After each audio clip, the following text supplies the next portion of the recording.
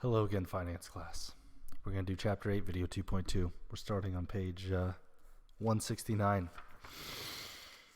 I'm going to let you guys know right now, this is the last time I'm going to record this video. This is the third or fourth time I've watched video 2.2 for this chapter. So whatever mistakes happen, you're stuck with them. That's also what happened on the previous video. Yeah, so it's a learning experience for me. Good luck. I hope this doesn't take us more than 15 or 20 minutes. Alright, chapter 8, video 2.2. So what's been happening is I found out my video software and my screen recording software used the same hotkeys on my keyboard. So when I was trying to unmute my microphone, I was accidentally clicking next to the end of the video, vice versa. All kinds of crazy things have been happening. Mutual funds. Mutual fund. No, not doing that. Portfolio managers manage the pool or the fund, and your return comes as the value of the fund is increased. What in the world did he just say? Let's try this. This is a mutual fund. I'm going to be the mutual fund manager. We're going to open a mutual fund. And you guys are going to invest in it. What's It's not a mutual fund. It's a glass bowl. Your name, ma'am? Michelle's going to put some money in. Diana's going to put some money in. David's going to put some money in. Dan is going to put some money in. Alicia's going to put some money in. Michelle's going to put some money in. Ryan's going to put a lot of money in. I've watched this video so many times. Pay attention to the lecture.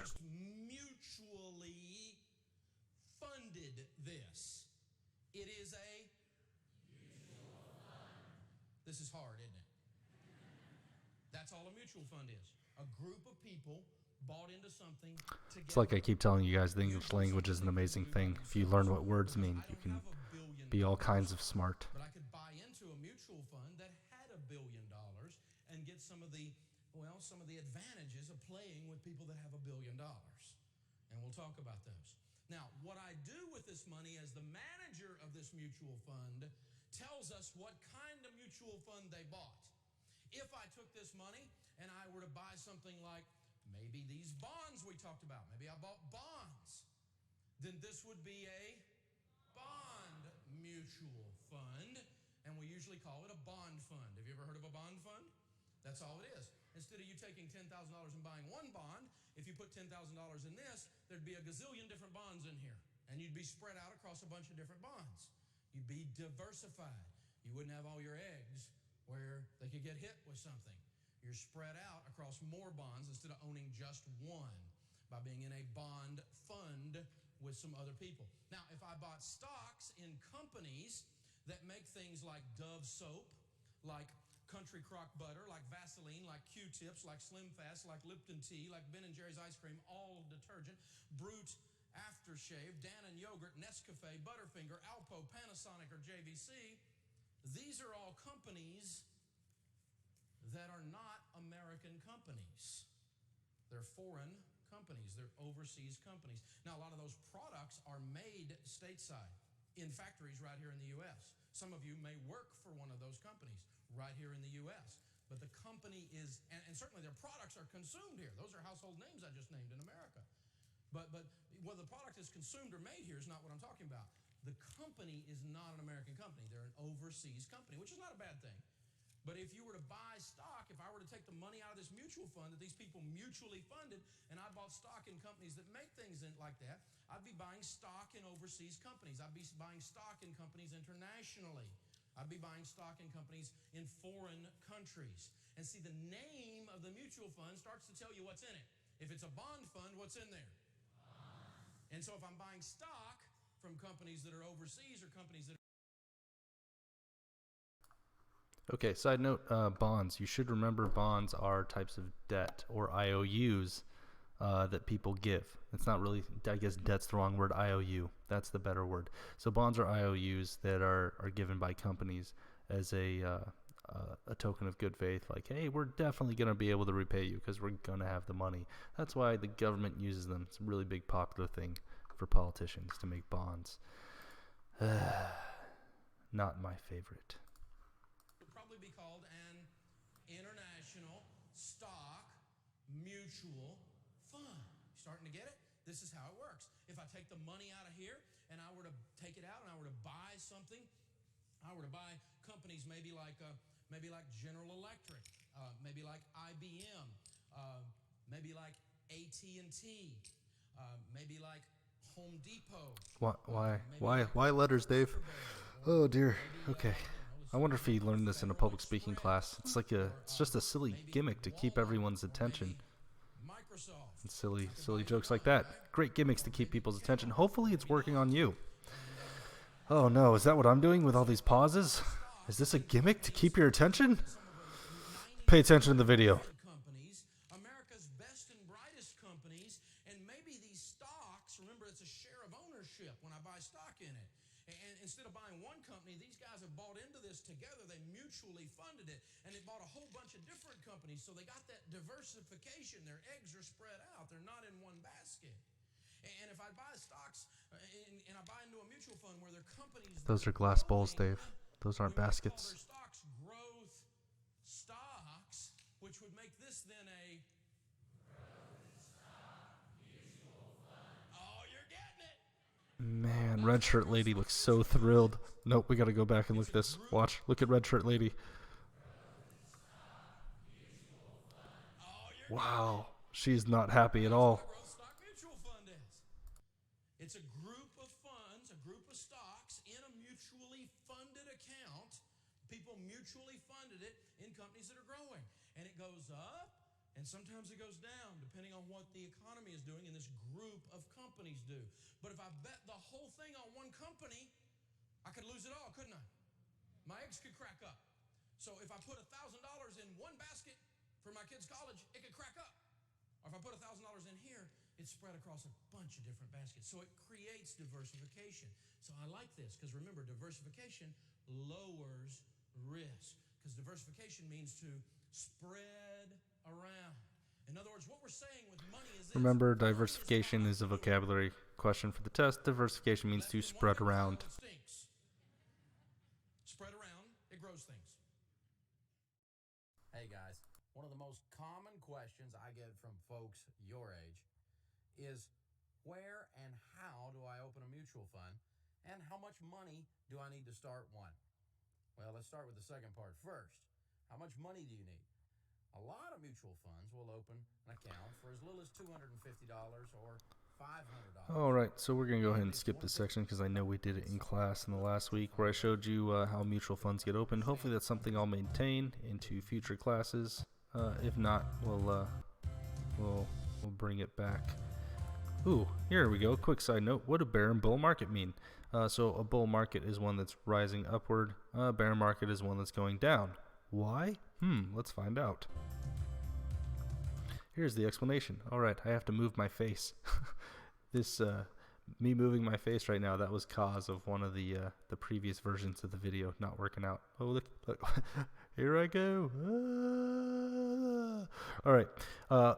Anyways, when a bull attacks, they attack with their head bucking upward in an upward motion. They try to poke people with their horns by kicking their head up, whereas a bear stands on his hind legs, puts his claws high in the air, and swipes down. So a bear market is one that goes down, a bull market one that goes up. All right. I hope that clears that up for you because I know you guys were super interested about that. But hey, the main thing on this video in this section is to understand what a mutual fund is, because one of the main tenets of this chapter is to not invest in anything you don't understand. So this is going to be a long video. There's not a lot of blanks on it. And I'm a little annoyed with it because it's the third or fourth time I've watched it, like I said. But the point of this video is so you understand how a mutual fund works and why Dave Ramsey promotes it as such a great investment tool, because it is. And the more you understand it, the better it works out for you, because then you can invest in things you understand. So pay attention to the lecture, or else.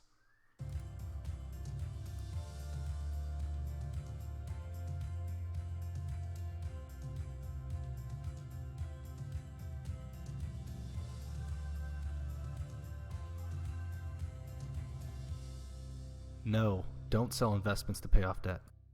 Investing is really like helping you prepare for retirement day.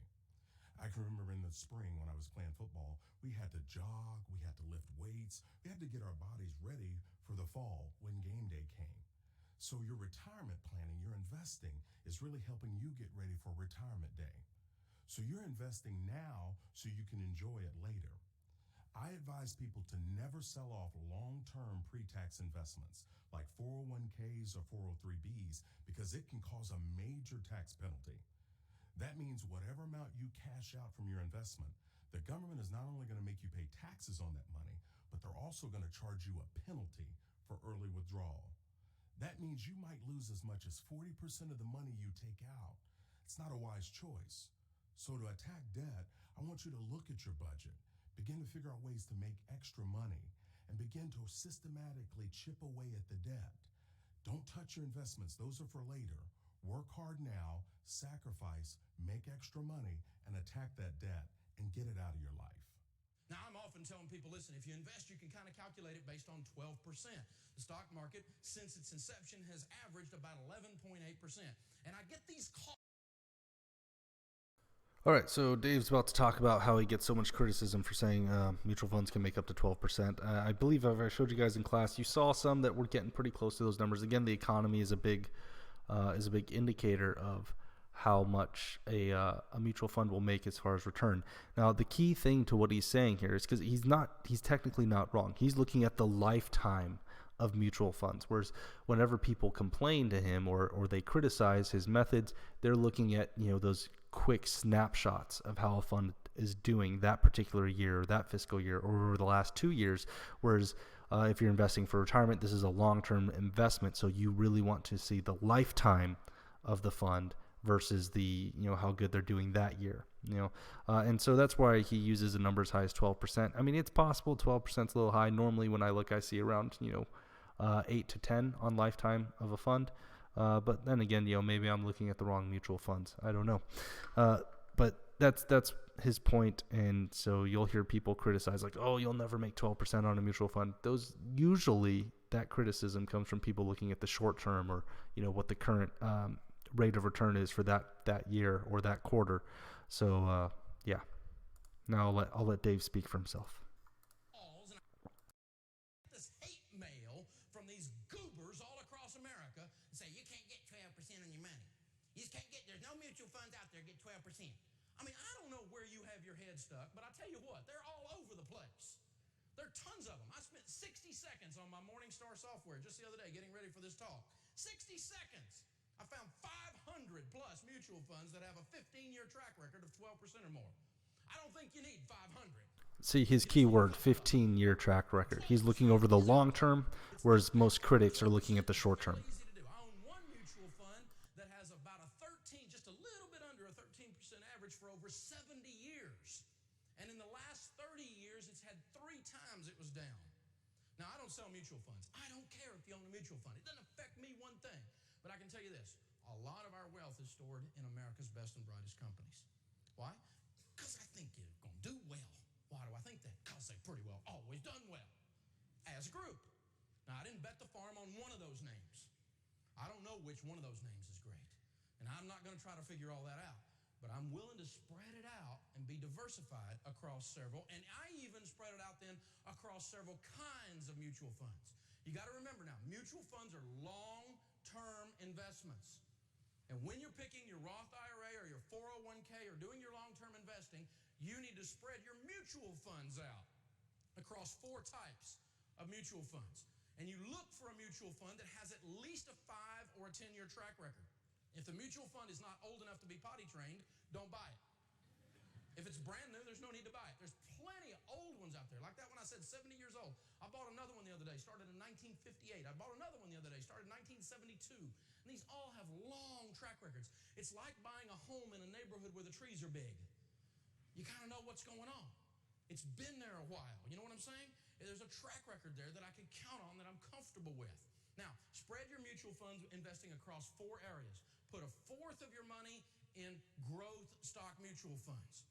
Sometimes those are called mid-cap funds or equity funds, or you might even see it as an index fund like an S&P 500 in your choices at your 401k or that kind of thing. but put a fourth in those. Mid-cap means this. CAP stands for capitalization.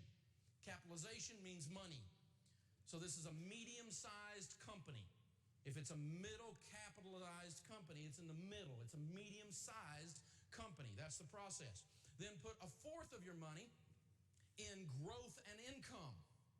That's the calmest one. It's the calmest one. These are also sometimes called a large cap fund. Cap means capitalization. Now, capitalization then means if it's large cap, these are big old dinosaur companies. They don't move real fast. They're not real exciting. They're not going to go up as much when it goes up, but they're not going to go down as much when it goes down. They're kind of boring. And you want this one in here. This is the very precise one. Sometimes these are called blue chip funds because the blue chip on the poker table is the most expensive chip on the poker table. Again, indicating a large company. And so if you hear I've got a blue chip fund, then that's a very calm mutual fund. I put a fourth in aggressive growth. That's the small cap, small companies, exciting, woo, emerging markets. And you don't want to put it all in one of these. Sometimes I hear people say, I'm young, so I'll put all of mine in aggressive growth. That's stupid. Can't move the logo. It's stuck there. Growth, it's like eating pizza and riding a roller coaster. It'll be fun, but you'll get sick. You don't want to put it all in there. I can move it. And they go way down. I had one back in the 90s, made 105% rate of return in 1 year. All right, pay attention to the video. Lost it all the next year. You don't want to take that ride with all your money, but having a little bit of that flavor in there is good for you when things are happening and doing well. So I have a little bit in there. I have a fourth in there. And then I put a fourth overseas and international, sometimes called an overseas fund, sometimes called an international fund, sometimes called a foreign fund. And you listen to these. Now, it has a kissing cousin called a global fund. I have a global fund that did very well in the last 10 years. Now, a global fund is the whole globe. It's overseas and some U.S., some American companies sprinkled in there. It's everything. And so it's a kissing cousin to the international. And international has no American, but a global has a little bit in there. And they do very, very well sometimes. But that gives you the ability to participate in companies that make products like we named a little bit earlier. So buy with a 5-year or longer track record. Long track record, that's what you're looking for. And spread it across those 4 kinds of mutual funds.